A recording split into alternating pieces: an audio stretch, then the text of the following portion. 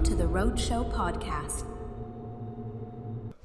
There's a give up once you start doing a trade. Like, I feel like when you get further into a trade, you kind of lose. I don't know. For me, it was like, I feel like I'm giving up dreams. Oh yeah, for sure. For it's like $1. soul destroying. Yeah. Yeah. Yeah. I was like, I like the idea of it, like thinking, oh yeah, building houses and stuff, that'd be really cool. But then 6 months in, I was just, I'm just not passionate about this. Yeah. It's like, imagine doing that for the rest of your life, something you don't really love. Yeah. Balancing it out though, maybe with something you do love. Yeah. I was a bit like that myself. Because like how you're setting yourself up to eventually be paid more and it's going to be more beneficial to you, right?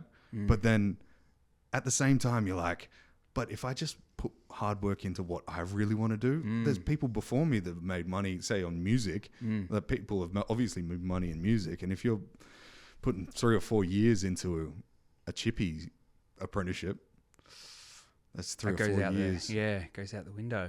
Yeah. Yeah. Are we on? If you want to be. Yeah, sweet. Man. Okay. Yeah. Man, like when I was doing the apprenticeship, I was like writing raps with Pez, and he was like, dude, why don't we just do music for our career? Like just chase that. And I just didn't even think it was something that could be done. Like I didn't have that, I guess, that drive or belief that you could turn something like that into a full-time career. And then he kind of just kept drilling me with it. And I was like, all right, let's do it. Quit my job. And then we just went to town, just like, all right, there's no real plan B, just only plan A. And that's to do music. And then it just happened. Right. How long before you started actually doing shows and stuff? Oh, I think it was quite quick, but there were just shows to no one.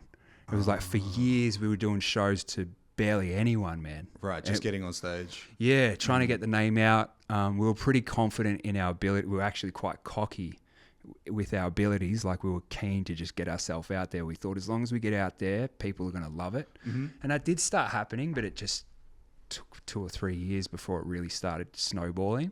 Did you start off in like a grime type, like harder type rap first? That's everyone's journey, dude. Man, like I come from a really lovely middle class family. Was at a private school, and I was started rapping when I was 14, and I was just heavily influenced by like gangster rap, and all the Australian dudes that I was looking up to were these staunch dudes with like their heads shaved in the graph scene and stuff, and that was sort of, I just like saw that and was like, okay, I'll just have to emulate them. I have to be like them. So I was like in that phase of being a young kid, trying to impress other people, thinking I had to be something I wasn't for like years, trying to get a reputation as that staunch dude you don't want to mess with, when I was like the opposite of that. So I was like that for probably 4 or 5 years before I like really woke up to the fact I've just got to be myself. You know, Pez was actually the one who was like, dude, just be yourself, man. Like you're this nice, lovely guy. Why are you trying to be staunch and hard all the time? Yeah, but it was just trying to impress all those rappers that I looked up to, you know? Right. Okay, I get it. Because if you blew up too, then you'd be a part of their kind of genre. Yeah. Yeah. That's a problem, right? Because then you kind of bubble yourself into... I don't know. It depends on the level of emulation, right? Because if you emulate 100%, like how many people copied Eminem when he first dropped, right? Then like they never made it. You know, it depends on how much you want to emulate. But there's people that emulate and then they kind of divert and they'll try and find their own groove, and that's important. I think if you're actually gonna pump it, you do need to find your own groove at some point. Yeah, I think like. It was during a process of really learning to hone the skills and learn the art of rapping. But then once I sort of was like, all right, I'm going to stop and just embrace myself and just go my own direction. That's when I started really branching out and doing like more poppy music and going away from the real underground raw hip hop stuff. And that was like probably the best thing I could have done. Like that's what sort of made my career pop off in the first place, was branching out and not doing what everyone else was doing. Mm-hmm. So I think I had to probably learn that by going through it. Yeah. By saying skills, what are the main skills that you have to progress to become a solid rapper? So like one of the earliest ones for me was multi-syllable rhymings, which was like rhyming more than one syllable. So if you're gonna rhyme birthday, a lot of people would just rhyme day. Because of the end of the word. Yeah. Right. But it's like birthday would rhyme with wordplay. So it's like both syllables. And then when you go down that rabbit hole, it becomes this thing of like, you've got to match each syllable. So if you were, say, rhyming something like, what's that? Pick something in the room. Like a guitar on the wall. Okay. You have to rhyme guitar on the wall. You have to do each syllable, like fart on the floor. My father before I started a war kind of thing. So it's each syllable, not missing one. And then you become quite obsessed with that aspect of it, like the multi-syllable, making sure every single rhyme has multis in it. That sort of consumes you. And then it became a lot about punchlines and wordplay and stuff like that. Like I was heavily into the battle rap scene. And that was, you got to drop punchlines, you got to diss people, and it's all about being crafty with the words and rapping. So that was another element of it. And I think the most important aspect of it is learning how to project your voice. Like when we're doing battle raps and stuff, I noticed that people would hold the microphone far away from their face, and no one would really hear what they're saying. But the people that held it right up to their face like that, their mouth, and really projected their voice, you could hear every single word. So I learnt that really young. And then that sort of stayed with me and helped me in the recording process of like really projecting my voice and performing on stage and sort of commanding the crowd and all that. So they're the main ones. Do you have a specific gain that your microphone is at nowadays on stage? Or do you just go off of what they do and then you judge the distance from the microphone for the gain? Depends on the sound man who's mixing it, but I like my voice to be quite loud compared to the backing track and the beats and stuff. So I want it to be really popping off so people can hear everything. It might even be a little bit more than the beats. Yes. Yeah. Okay. Right. Yeah, because you're grabbing attention on stage. Yeah. Yeah. Is it the same for with your music that's on Spotify and whatnot, and the new one that's coming out that I've just recently heard? It's very tight to the music, like the multi-band sidechain that you guys have done that's why I asked you who produced it, because it was like, holy fucking shit, dude. It's so clean, it's so tight. I loved it. I noticed that, but when I went to your last concert that you had here in Perth, and it was it was just like, it was there, like the sound was perfect to the music, but it didn't overpower it. Sometimes when you see like an artist on stage and they're not focused and they just start using their like raspy voice, or they're screaming because they're excited too, you kind of lose the music because of the hype kind of thing. But I noticed that you kept it on point. How do you control that? I think the best aspect of that would be having the in-ears. Yes. Like I used to use the foldbacks before, where the speakers are up on stage. Tilted back towards you. Yeah. And that was okay, but like, cause there's moments in the set where I sing. I'm not like an awesome singer or anything like that, but I just sing along with the choruses and stuff. And if I do that with a foldback, I'm horrible at singing. But if I've got the in-ears in, I can actually hear my voice properly. Right. And then I know whether I've got to go loud or hold it back and stuff like that. The in-ears are a game changer, man. Gotcha. Are you, can you hear your voice as well as the music, or are you just going music and metronome? So I've got, the music is quite loud, but the DJ that I play with is really low. Like if he jumps in and starts saying stuff, it'll mess up my flow. Of course. And I'll just lose my place. So the voice is the loudest, and it's sort of like how I like it coming out on stage too. It's just a little bit under the beat, sorry. Right. Okay. Yeah. Because a lot of look, it depends on the artist, right? I had a guy that just toured with Parkway Drive on Michael Crafter, and he had he had the inner ear on, and he couldn't hear himself. Yeah, and he could only hear the metronome. He couldn't hear. So at his Sydney show, he came. There was like 15,000 people. He came in early. Wow. Like whoa. Yeah, which is like that's tough. So that like I've had moments like that too. Yeah, man. And moments of like just blanking as well, like forgetting what where I've got you to are say. on the song. Yeah. And then I think luckily the battle rap stuff comes in because you just start freestyling. And if you can, even if it's in like a song that's like a deep song, you just start freestyling about people in the crowd, and it can be woeful, but if they feel like they're included in it, they go off, and it just covers it up. Yeah. That's a good move, because that's what comedians do when they fuck up. They start crowd work. Yeah, just jump on the improv. I didn't even think about that in the music aspect. Like you could, because you are entertaining a crowd in front of you. Why not use it? Yeah, it's a tool, right? It's a tool. Yeah. Do you ever get bored of playing the same songs? Yeah. You do? Yeah, for sure. There's some songs that I'm just over, that I'll just be cutting out of the set now that we've got new stuff coming out, because I've been performing these songs for so long, and it's like now that I've got a new album coming out, I'll be able to add so much more to the set. It's like I've been doing this set that I do currently, feels like for 10 years, man. Whoa. And it gets to the point where it's like the crowd still loves it, but I just get a little bit over it. What's the feeling? I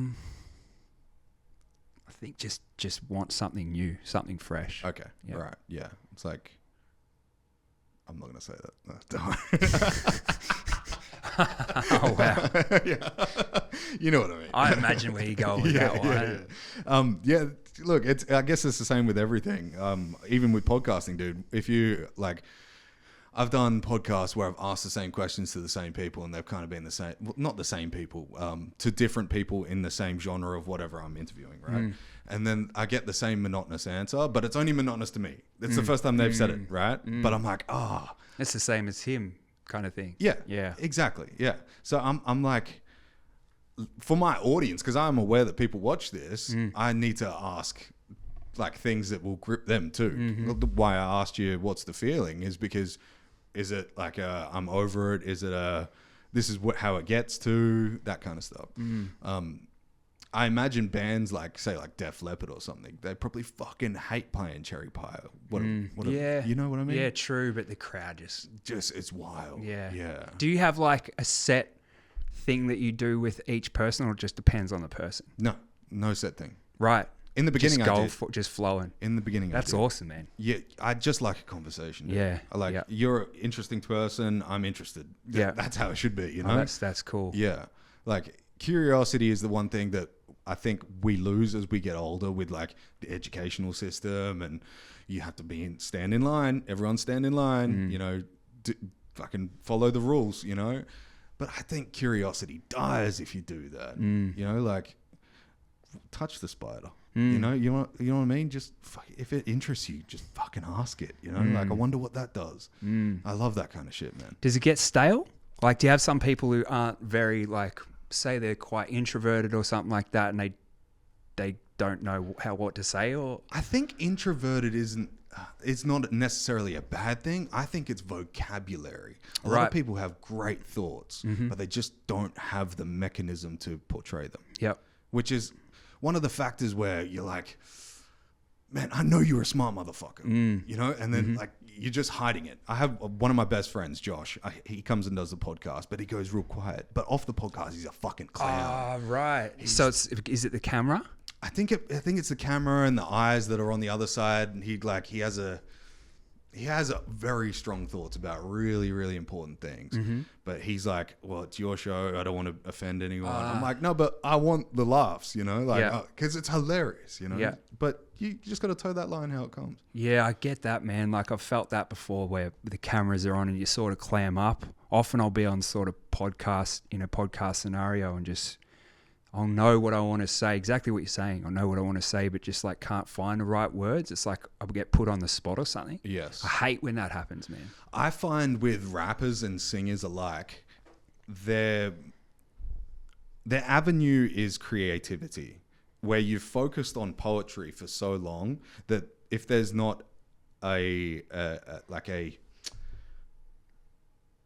blueprint almost, like I'm gonna have a song at the end of these words, it kind of, you're like, well, I my normal regimen for writing words or saying or thinking those words is to have it over a beat, is to, you know, eventually have some music out.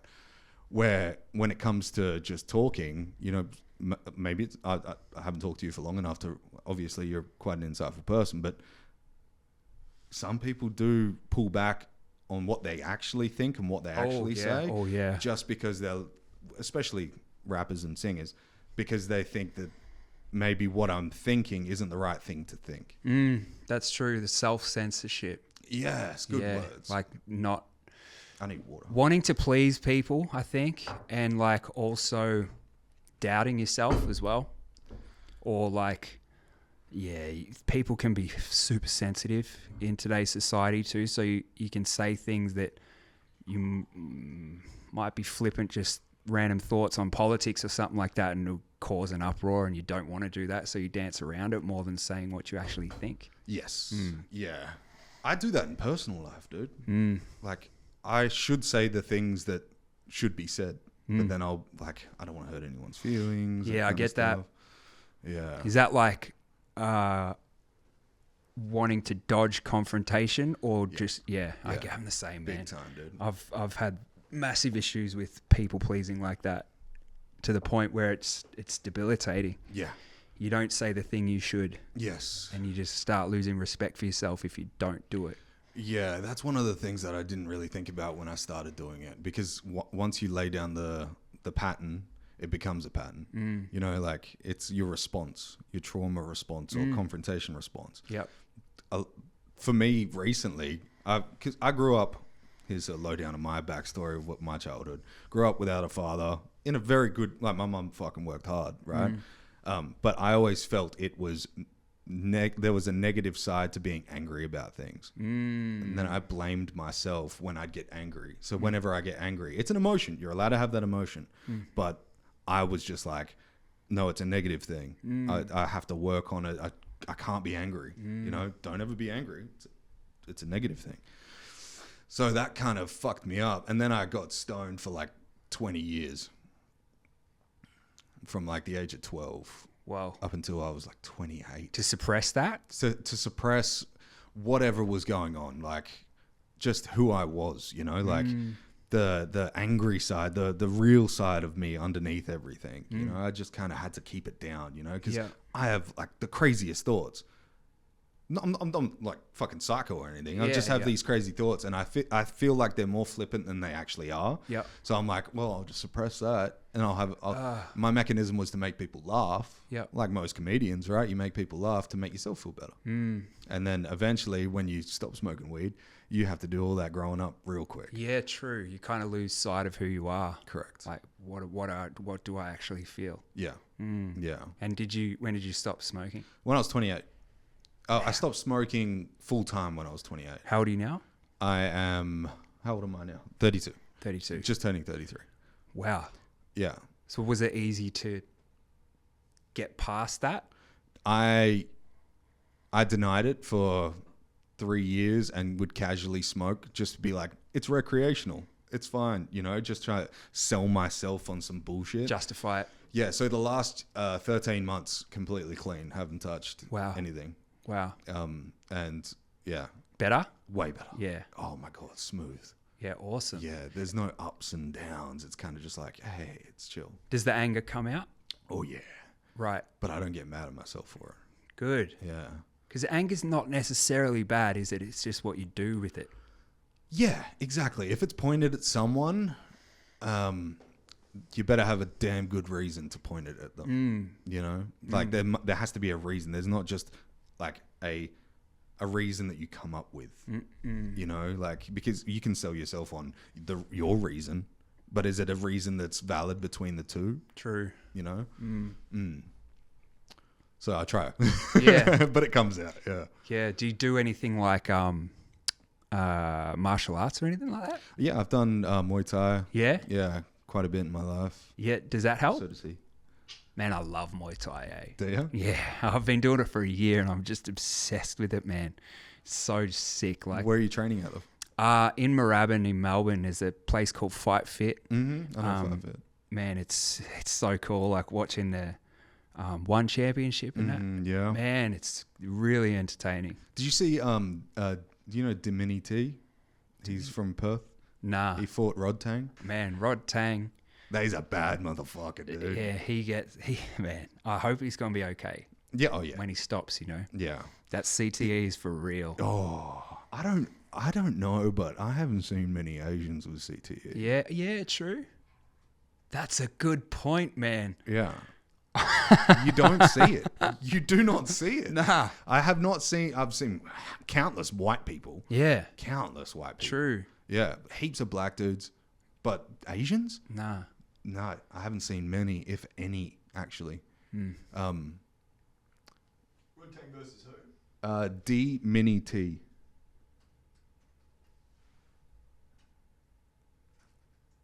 Yeah. Yeah, that's not it. Demetrius Johnson. I think it's go up and get rid of the first eye and yeah.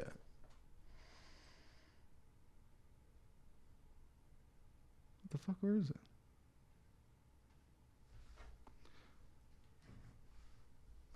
I'll send it to you.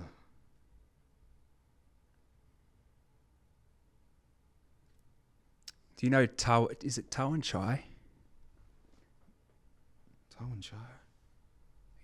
One Championship dude, and is it? I don't know if he's on One Championship or not, but Sanchai. Oh yeah, Sanchai. Man. Yeah, dude. Are you He's going over to phenomenal. Thailand for? I want to, yeah. I just don't know when I'll be able to with work, but I want to go over there for like a month and just go crazy with it. Wild, eh? Wow, Yeah, he went full distance, dude. well, that's amazing. How cool! I love Yes. seeing Aussies do well in that. Oh yeah, me too, right? Especially one championship is like it's Crazy, so hardcore. It's so dude. good, man. And the chicks are killer on that too, eh? Oh my god, It's really good. What do you think about bare knuckle? Ah, man, I like it. Like, I respect the fact that it's quite brutal. Like, you got to have balls to do it, but I think it's too dangerous. It's full on dangerous, dude. Because bone to flesh straight away. I don't know, man. I like that it Makes has me uncomfortable. boxing rules and like they allow wraps, you know, so it's not just straight hand. It does protect your metacarpals a little bit, but I like that you can't throw like elbows, because if you could throw sharp elbows, like I have a friend who he's currently back from Thailand, but he's won 7 matches in Muay Thai over there so far. Whoa. He's been over there for a year. Wild. He's a beast. His name's Ben Concrete Coleman. Wow. Yeah, he's actual concrete, dude. I used to train with him when we were bodybuilders together. Yeah. Then he was fucking like squat 210 kilos for 10 reps. Like, whoa. But now he's like a rake, but just sharp. Oh, really? Dude, yeah. Yeah. And he's 6 foot tall, and he went up against this guy in Perth. And I don't know where the guy was from. I think his last name was Curtis. I'm pretty sure. It was Kurt something. And this guy threw... I'll put the photo up on the screen because I still have it. I'll show you after. The depth of the cuts. Oh, from yeah, the elbows. Yeah. on his forehead. He had a 2-inch cut that was like 5 centimeters deep. You could see his skull on his forehead. Kept coming forward.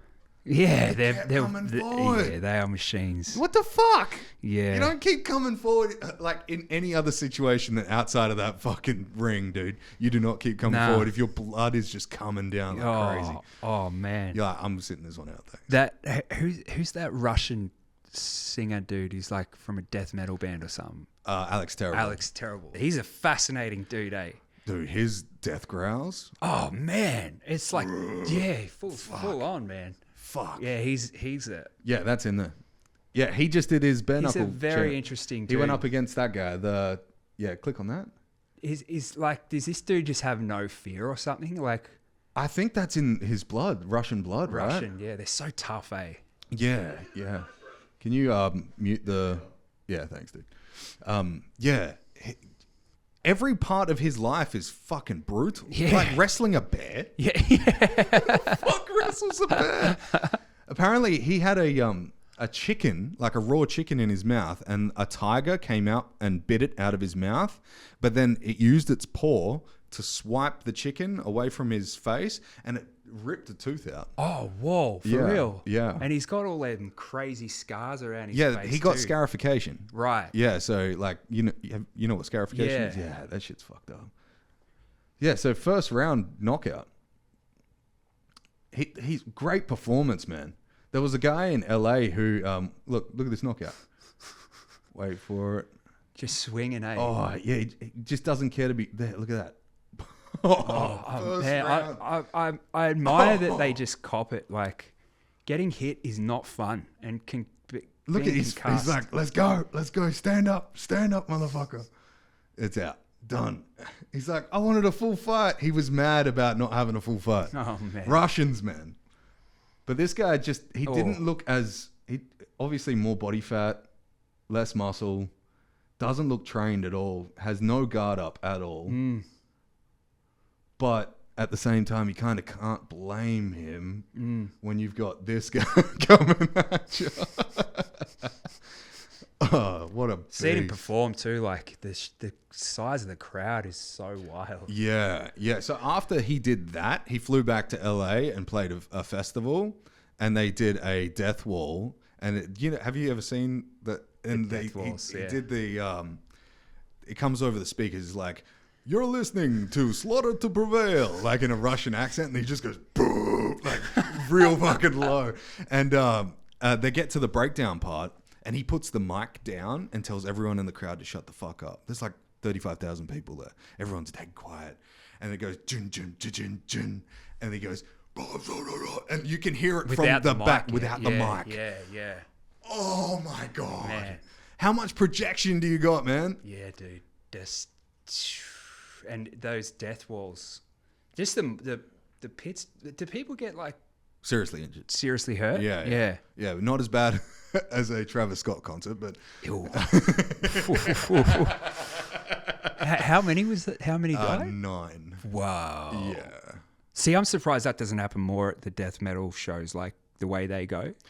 There's a camaraderie. When you're in a death metal show, I used to go to Soundwaves. Yeah. And Soundwaves in Perth, there was just like big Viking looking motherfuckers Yeah, everywhere, man. right? Yeah. But everyone's so nice to each other because we relate to the metal, right? Like the metal music is like, we're the same, you know? Like if you ever, there's a street in Perth, Hay Street, right? You probably know it. There's a place called Emo Circle. Right. Right, and there's just like weird dudes with goth pants on. But to them, they love each other. Like they're like a brotherhood. So when you go to a festival, it's like that. If someone's on the floor, you pull them up. It's really interesting, man. The metal crowd is like out from the outside in, it's quite intimidating. Like just for an outsider, like Yeah. I've been and seen them like, oh man, I don't know. And then you go there and they're the nicest people ever. They're so accepting and they just welcome everyone in. Correct. And it's like a lot of them have dealt with mental health issues and stuff too. So they're really understanding of that. It was really surprising. Yeah. Like you go to a rap show, it's not really like that. No, This is so much more like weird beef and like this macho bullshit that they do, like trying to be tough and that. That I thought would be at a metal show, but it's not. No, it's not. I found that too, especially on the East Coast.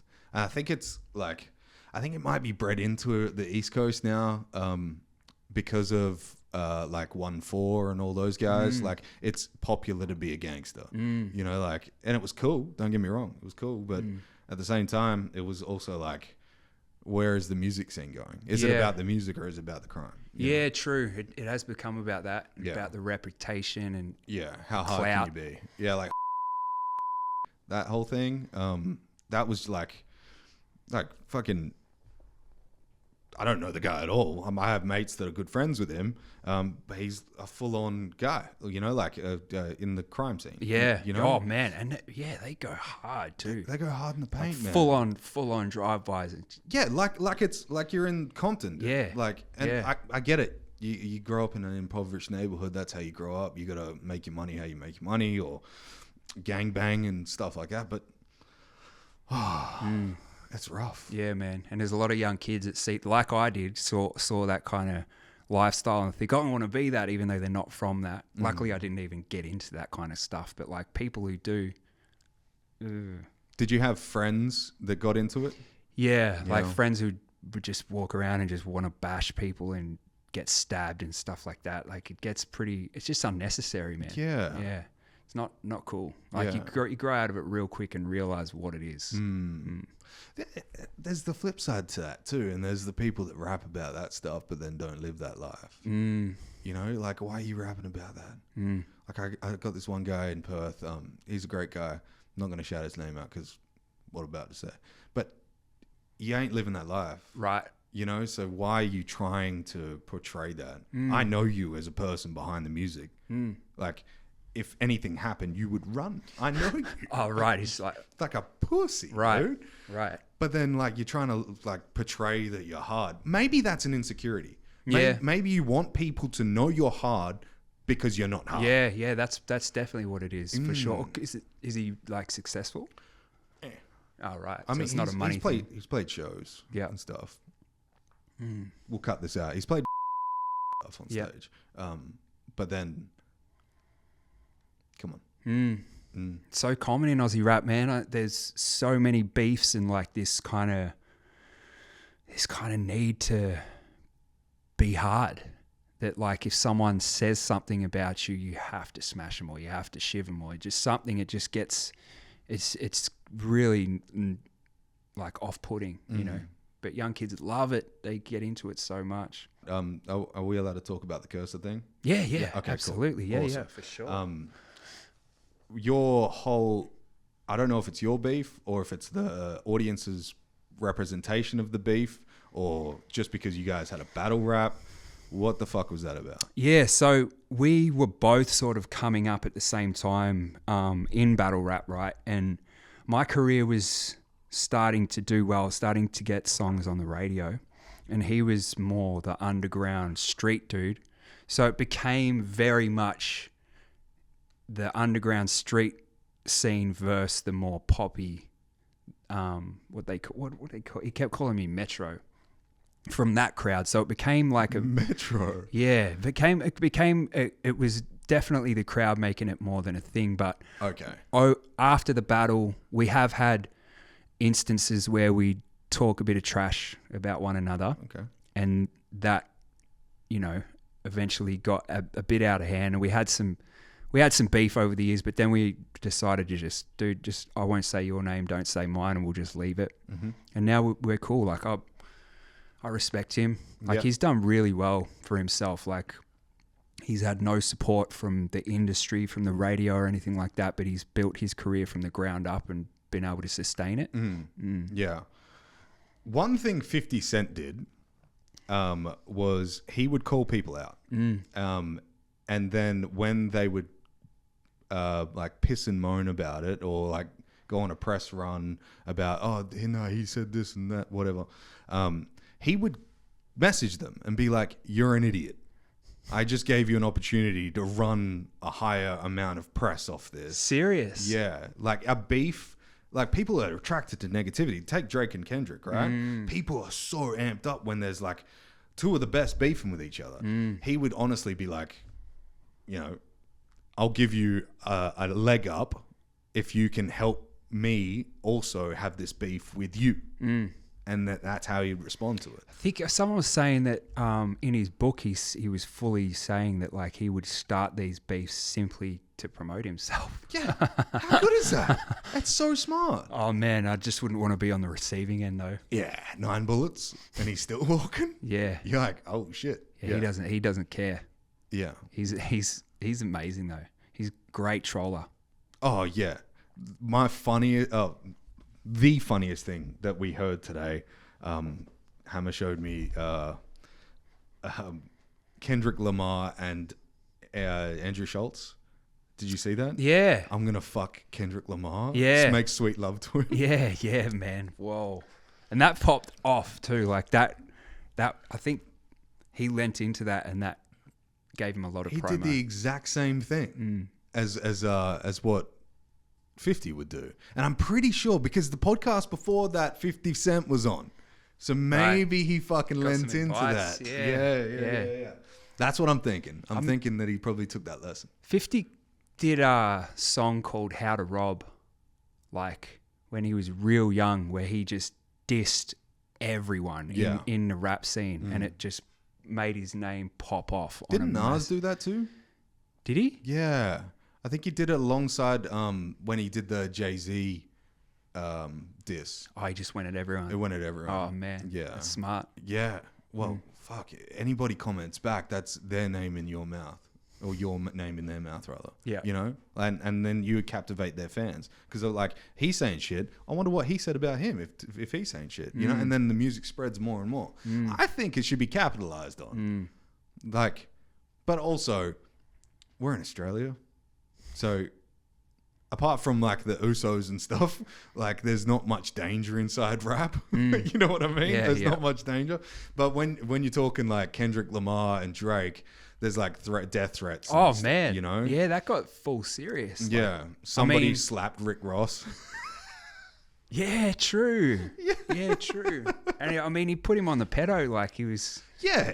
That got serious. Yeah. That was one of the things that I was like, he didn't say a bad word. You know, if you call someone a retard or a faggot, right? Like that gets censored and doesn't get on the radio. Yeah. The word pedophile is a word that describes something really bad. Yeah. But it's not a bad word. Yeah, true. You know, so you're not going to get it removed. Good point. Yeah. So that was still playing in Los Angeles. Oh, on the man, radio. that song, that do, it's just been done, man. Like it was a banger, but it's like I can't hear it now. Yeah. Yeah. It's fucked up. He did kiss a 16-year-old though, Drake. Did he? Yeah, that's why he calls him a pedophile. Ah. Because he kissed a 16-year-old and then they told him she was 16 after the fact. Oh. Yeah. Just a sec, sorry, man. You go for it, dude. I put it on Do Not Disturb, so Don't worry about it. It's all good. Yeah. Fucking. Who did you have in that? Yeah, out of the Drake and Kendrick beef. To be honest, I thought Drake. Yeah. 100%. Really? Yeah, 100%. That's against the grain, man. I know, right? How dare I? But after hearing how Kendrick has a different voice now. Have you? Oh, heard that? yeah, dude. He's got more of a country aspect to his voice now, which is, if you're talking about the best rapper, they acclimate to the times. Post Malone's doing country. Fucking everybody's doing. Beyonce's a country singer. Yeah. You know, everybody's doing country. Why not just add a little country twang? See what I'm saying? Yeah. And you don't have to change your whole style. You're still in hip hop. You know, he really hit the nail on the head. Where Drake, I think he got his ghostwriters maybe to, we really need to hit this guy hard, and it was just trash. And once it started beefing, like when it started beefing, I was like, Drake's gonna kill him, but then he didn't. Yeah, which is like, but I still love Drake. Yeah, I still love Kendrick. Yeah, you know. Yeah, I'm the same, man. It brought out the tribalism though. Like it was like one or the other. Yeah, it's left and right. Same exact thing, man. Yeah. I can't stand that shit. Yeah. What was your stance on the American politics of the? I think it's really interesting seeing how Trump has just crushed it, and this time it's been a lot more acceptable to be a Trump supporter. I think people have gravitated towards him because he's so unapologetically himself. He's just like, he says some wild stuff, but he just says it. Yeah. Where a lot of the other politicians are so politically correct that they dance around these topics. You can tell they're disingenuous. They're not really saying what they really think. Yeah. And so he comes along saying all this stuff that he actually just whatever. And then people just like, yes, authenticity. That's all we need, you know. But it's like, it reveals a lot of tribalism. But people who support him, there's some people who support, a lot of people who support him so much that you can't even criticize things. about him. Yes. Like, or they fly off the handle. Like, how could you know Trump? Like it's like he's flawless. He's not flawless. You know, it's. I don't like the black and white thinking and the full tribalism of it. Yeah, yeah. I think the division that he created in the first term that he ran, that was obviously. It was a lot to take on, even being an Australian, because you're like, we're like the little sister of America, and we follow. Just like our population is influenced by American media, because all social media companies other than TikTok are made in America, right? And the ones that aren't are fucking shit, let's be honest. So, I don't know if you know this, there were 308 transgender realignment clinics open up in 2024. Where here? No, in America. Oh, There was 14 in Australia. really? Yes. No, I didn't know that. Yeah. Since Trump took power like a week ago or 10 days ago, whenever it was, he has come out and said there's new government policy. We are only... Can you look that up? It's only two genders. There's only two genders. Yeah. Like, but the speech was like, oh, you needed to hear that. Yeah? Yeah. I had a friend who called me and he's like, dude, you won't believe what's happening in Kmart, right? They were in a Kmart. And there was a transgender working in the Kmart just bawling their eyes out because they'd seen the clip. Oh. I was like, I know it's fucked, but like, come on, man. Like, that's fucking... How are you that politically driven that you've chosen to be a different person because you want liberalization? You know, like, being a liberal doesn't just mean I want liberty from feeling not myself. You don't want a government that's totally in like control. You don't want totalitarianism. It is fucked. Like, that's North Korea. That's Russia. You want that? Russia is, to Russians, it's the best thing in the world. Like, Putin last year, July, said we're not going to have GMO crops anymore. That's dope. No more genetically modified crops. It's illegal to be gay. I know that sounds bad. Obviously, I'm not a retard. Can't say that. But You can. yeah. We're on the internet. Fuck you. But I think when you're pushing the transgender agenda on children, Yeah, and the sport thing as well. It's like it's really harmed their cause more than anything. yeah, Yeah, it's interesting, man. I think like I don't. The gender thing's so confusing because it's like they say that they say sex is what you're born with and gender is how you feel, but it's like once you start identifying with how you feel, that's dangerous, I reckon. Man. Yeah. Like you can't. Your feeling doesn't define you. Like that's the wrong attitude. That scares me. yeah. That When they started adding letters to the LGBT thing, right? There was I forget the terminology, but it was something along the lines of a non-mature lover. So you loved kids. Oh, no. Yeah. It was something like. Can you find out what that's- that terminology was? Yeah, they were trying. MAPS.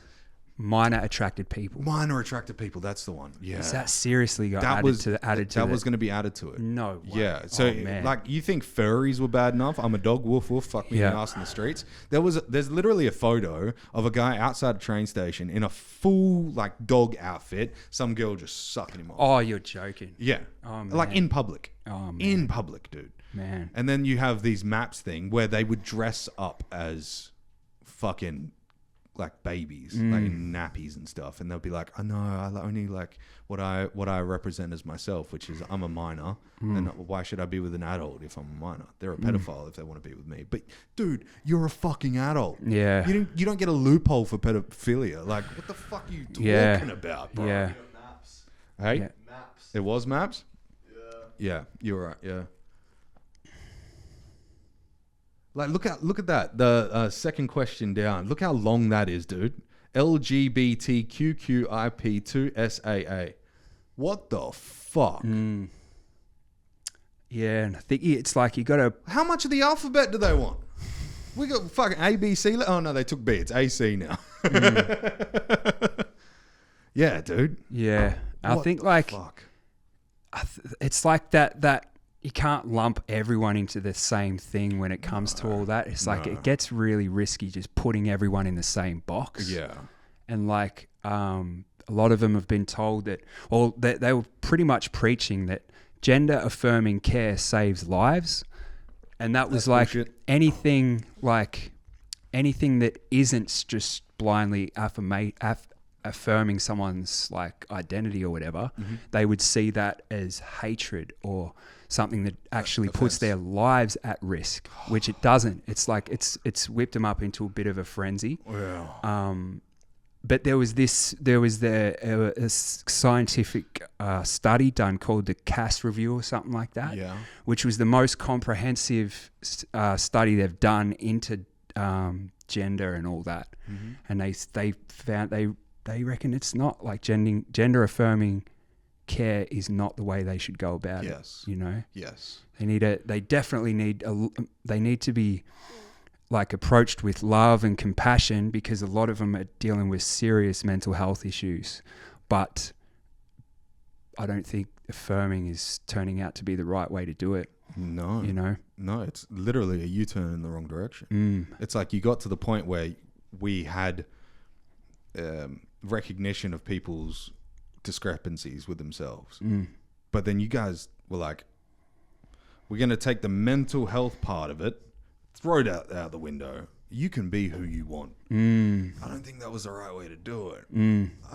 And look, it's literally a different point for each person, right? Like John and Jenny might want to be Jenny and John, you know, but like they can dress up and they'll feel that way themselves, but they don't need the gender affirming care, right? Yeah, like you can express yourself however you want, be authentic to how you feel you are, but I don't think it's like healthy to expect everyone else to as well. Yes. Yeah. Yeah, it's the same with the pronouns thing. And gender affirming care, it's careless. So it should be like, you're not giving care.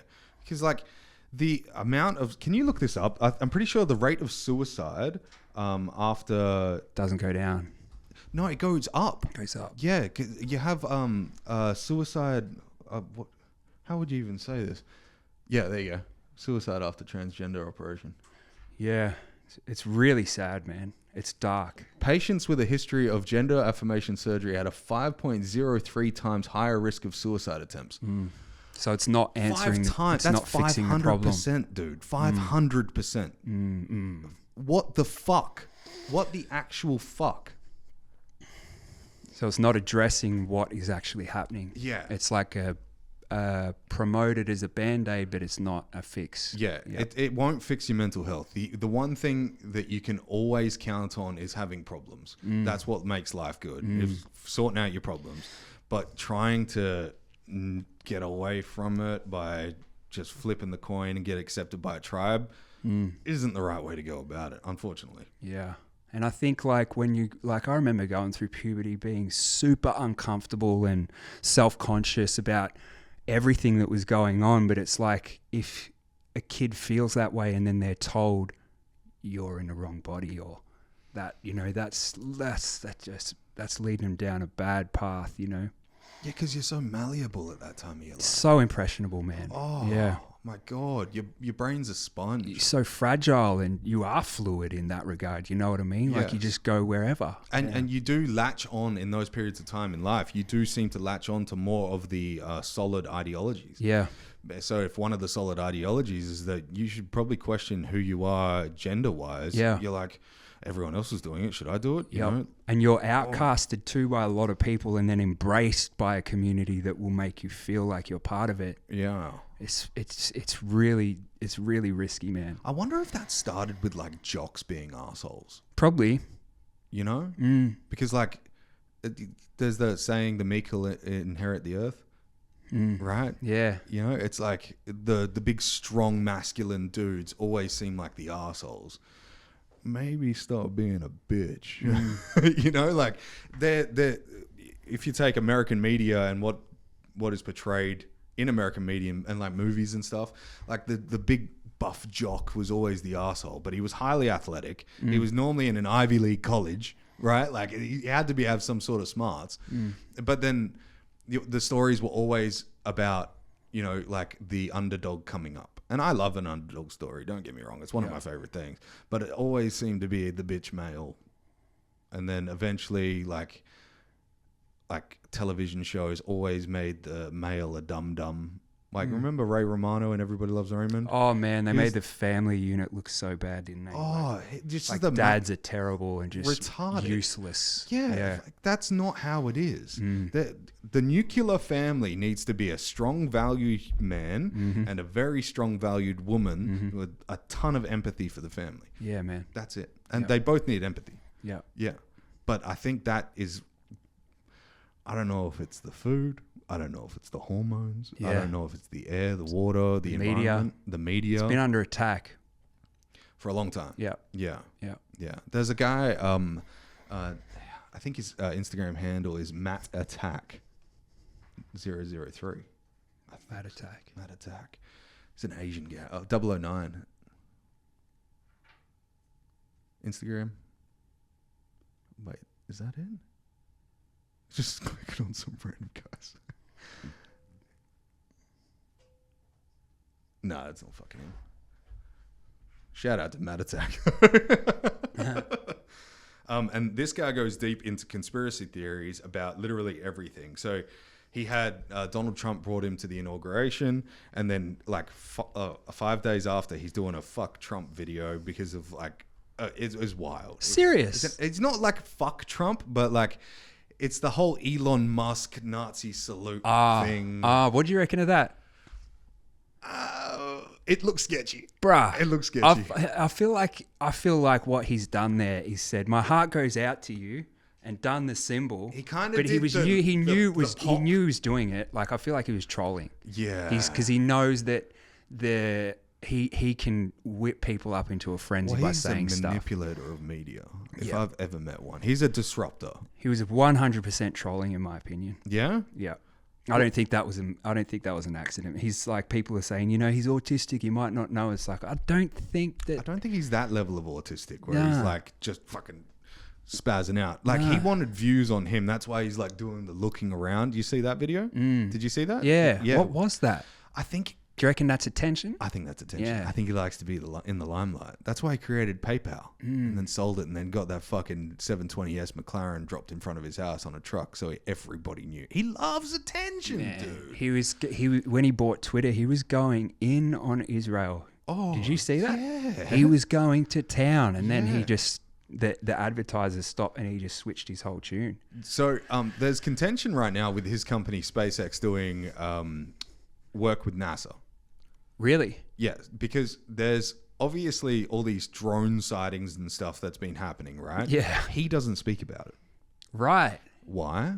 Because he has these giant government contracts with NASA, and he doesn't want to say anything that would fuck up his revenue. Interesting. Yeah. So he's very calculated about what he says. Like he was acting like he was all free speech, say whatever. Yeah. But then he just switched it a bit. Yeah. I think if you act as if you are the proprietor of freedom, but then also you're not free, it's better to look like you are than actually be that. Yeah. There's no way that you can have like $400 billion or whatever it is right now. I think it's like 450. Yeah, man. Right? He's got what is it? 1 million is 1,000 billion, right? So he's got 450,000 billion. Or 422,000 billion. That's the most in the world, yeah. That's, I think, no, there's some Saudi oil guys that have like trillions. Yeah. But in America and in any westernized country, that's the most money. There's going to be some scrutiny regardless. You know, like even just having that sum of money. There is a lot of like, because he makes nice, fancy shit for people that are kind of already wealthy. Elon? Yeah. Yeah. You know? Yeah. There is a tribe in Brazil. Was it Brazil? I think it was Brazil. And they gave them Starlink. Did you hear about this? Yeah, the porn thing. The porn thing. Oh, man. Oh, brother. That country is suing Elon Musk. Serious? Yeah, the country is suing him. Whoa. Yeah. Whoa. It's just like that. How do they know about the porn? Like, how did they get there? I imagine the work production in the town centers are fucking dwindling. Everyone's just fucking beating the fucking meat off. Whoa. But there's a guy that follows the Hadzabe tribe, and they think that's wrong too. So no matter what you do, people are going to fucking scrutinize you and think you're doing something wrong. Man, what do you even do with $400 billion? Like, who needs that much? I don't know. I think your ideologies change as you get more and more money, right? Oh, yeah, for sure. You know? Yeah.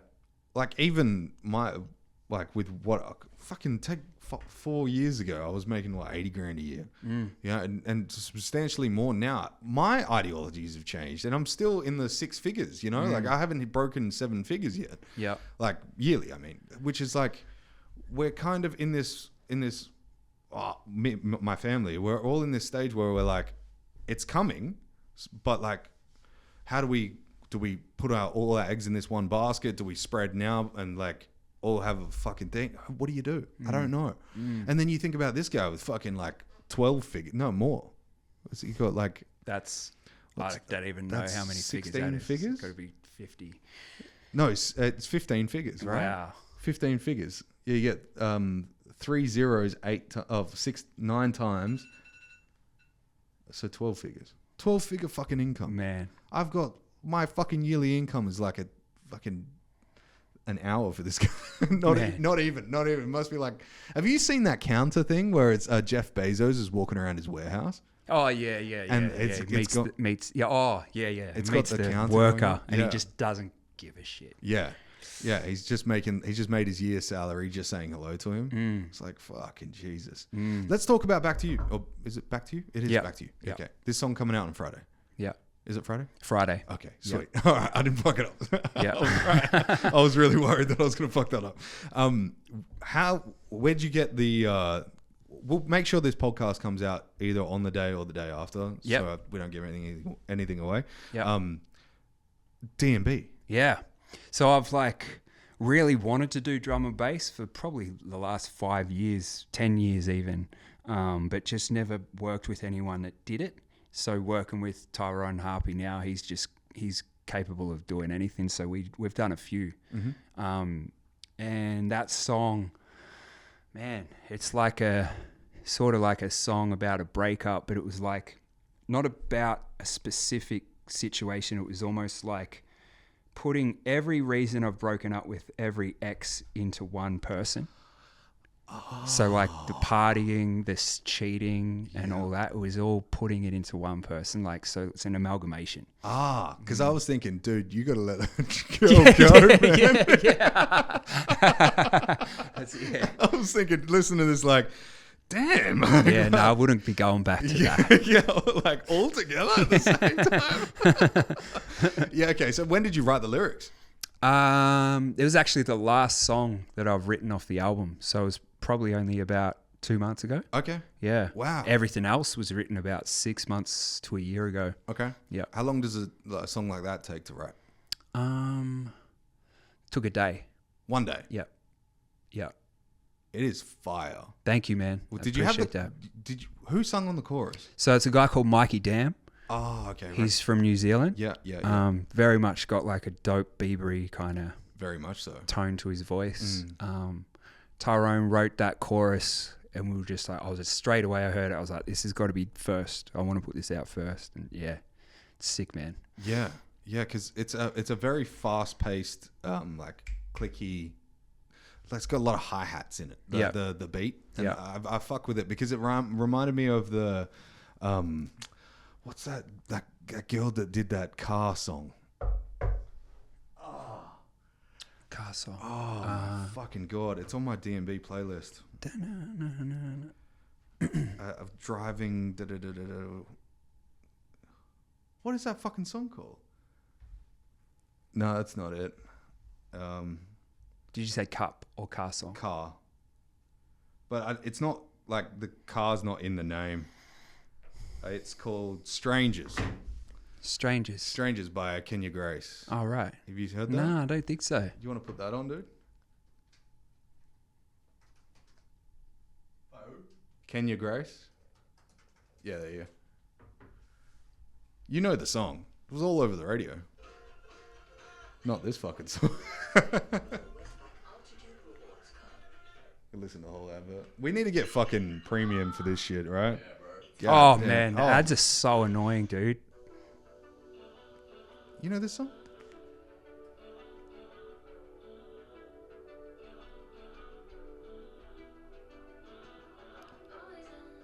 Oh, I love this song. Love this song, Yeah. right? I love this shit. Why don't you do a song with Kenya? Oh, I would love that, dude. That would Have be... you hit her up? Nah. Oh, nah. you need to hit her up. Yeah. Where is she from? Do you know? I think she's from here. Oh, for real? Yeah, I think. Yeah. Oh, I mean Australia, not Perth. I'm pretty sure she's from... Oh, she's South African. Oh, word. Where does she live, though? We're not stalking you, Kenya. Apologize.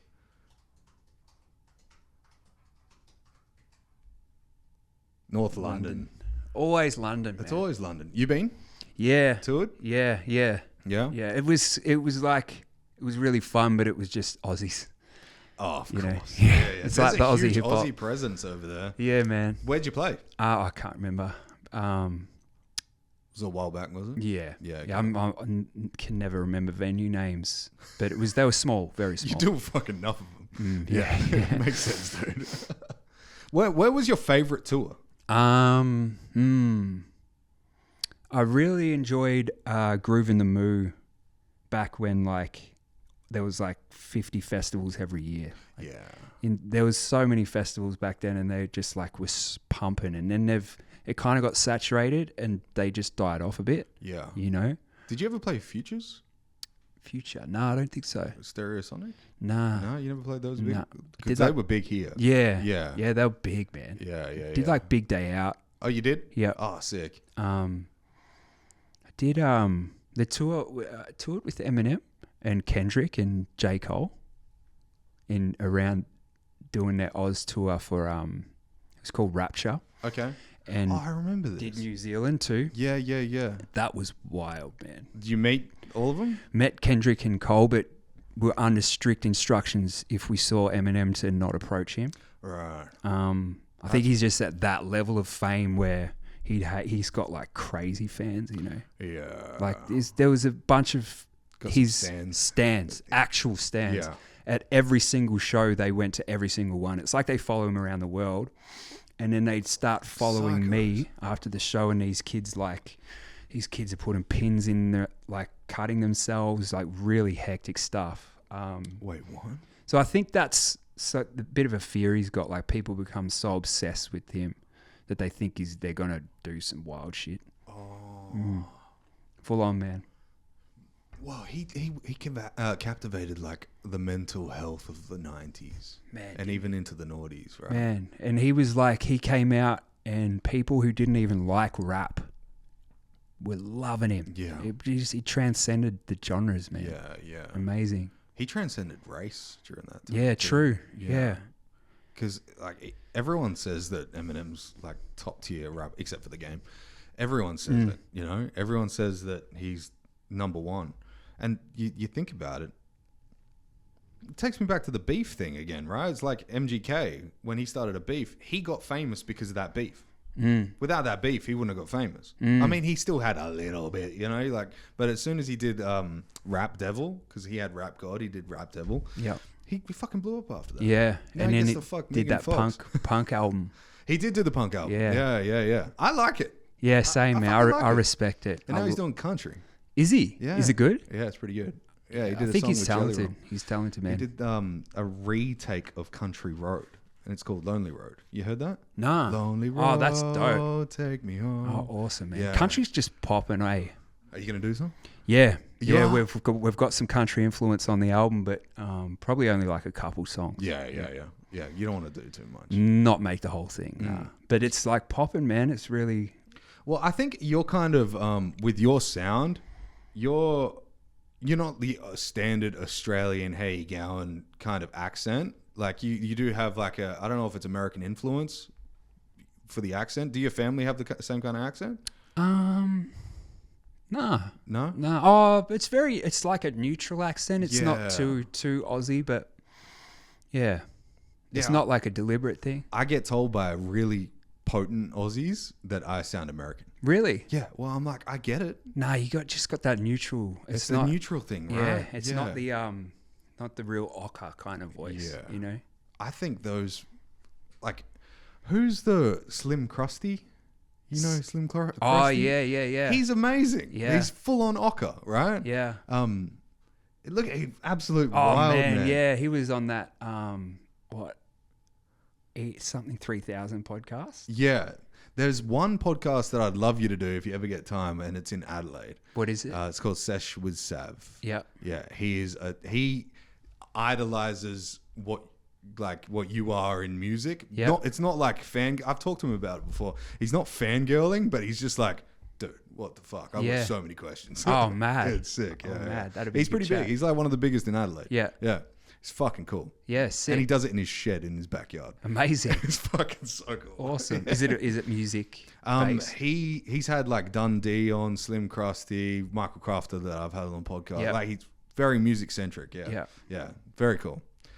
Cool podcast. Very nice guy too. Is that how many fucking tabs I've asked you to look up on? Yes, sir. God damn. I always do this shit. Did I hear the alarm go? Yeah, I was going to say it's about 3:10 now, so... 3:10. So So we've got still got 10 minutes. 10 minutes. Yeah. Because it's what? It's 45? No. It's an hour before, right? Be there. Yeah. The latest. Yeah. Hour before. Okay. Yeah. Yeah, we're Gucci, right? Yeah. I get stressed for you, man. I don't want you to miss another one. Oh, man. There's nothing worse than missing a flight. Especially because, like, usually you just go and tell them, oh, I missed my flight, and they'll put you on another one. Yeah. But because I was, like, so worried, I just automatically booked one. So it's, like, cost money, man. Yeah. It happens, man. It fucking happens. Yeah. Have you ever missed a flight on a tour?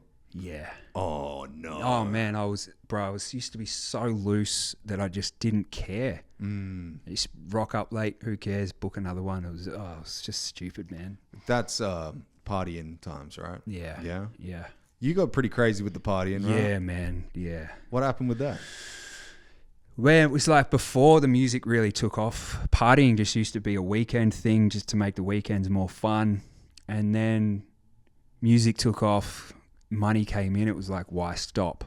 So we just went hard and we just didn't really stop, man. It was like a lot of cocaine and stuff. And that is so expensive and it's so shit here. Yeah. But then it would Did you get to a point? Sorry, I have to cut you off. Did you get to a point where you felt addicted? Yeah, so it wasn't that I got addicted to the partying drugs. It was more that I hated the come down. So like on having a come down after a big bender or the hangovers, I would start popping oxys and stuff. Yeah, right. Yeah. And that's what I got addicted to. I was bad, bro. Yeah. Like for years, I ended up on methadone and yeah, that shit. Methadone's a motherfucker, man. Man, Like that Suboxone and methadone and all those, man. It's literally given up. I heard W. Brian Hubbard. I wanted to bring this up with you too. I wanted to hear your stance on this. W. Brian Hubbard and Governor Mike Perry in Texas. They talked to Joe Rogan on his podcast about Ibogaine. Oh yes. How cool is that? Man, I wish I knew about that when I was going through it. Yeah, but apparently, even if like after the throes, you still have. There's a specific type of PTSD that you get from drug use, and it's like you have like the wandering eye for drug use. Like Right. I get that people like I like weed. I'm not going to touch it for a long time if I ever do touch it again, you know. But I think about it, you know. PTSD with like if you're partying too much and you then use the drugs after the party to do whatever, come away from whatever, and you're still on the fucking drugs, you get a weird type of PTSD. That degradates. There's a degradation to the thickness of the layer that coats the brain, and it keeps it from being oxidized, neurons from being oxidized. Oh. So if you have heavy drug use when you're younger, Ibogaine re-thickens the protective layer on top of the brain. Right? Get this. If you use too many drugs when you're younger, you have a more susceptibility, rather, to Parkinson's. Oh, Yeah. whoa. Because of the rapid use of dopamine. Wow. Your dopamine actually can't get back up to its normal levels. It takes like 18 months for it to reach. I think it was 100% after 100% of your dopamine and serotonin gets reinstated 18 months after the last use. Whoa. So even if you have a Panadol, Whoa. yeah, it still reduces your dopamine, right? 2 days after taking Ibogaine, you get 100%. Whoa. 2 days. Whoa. Yeah. But it's a bit of a hallucinogen, isn't it? Yeah, it's a hallucinogen, but you don't have to be awake for it. Ah. So there is a clinic in Cancun in Mexico that for $5,000 with, this is flights included from Australia, you pay for the 2 day, whatever the fucking administration is. You get flights from here to there and you stay in a resort for those 2 days and then they fly you home. Whoa. Yeah. Bro. Yeah. And like if you're in the thick of an opioid addiction, that's going to fix you right up. No shit. That's crazy. Yeah, so there's a guy who owns the Reed Foundation, and he called it Reed, and is it an acronym, whatever it is? Rescue Everybody in Distress. Right, but his son's name was Reed. Oh, man, that's of beautiful. An overdose. Yeah. After he took ayahuasca, he ended up dying of an overdose. Whoa. So he called it the Reed Foundation. If he knew about Ibogaine, they would have been putting all their money into Ibogaine research. And since they did the Stanford medical clinical trials for Ibogaine, 86%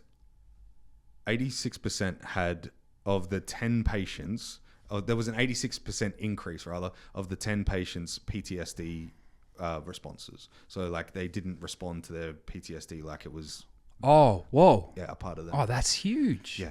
Oh my goodness, Yeah. man. It's like a miracle. It's a miracle drug. Yeah. Yeah, and it was a shrub growing in Africa.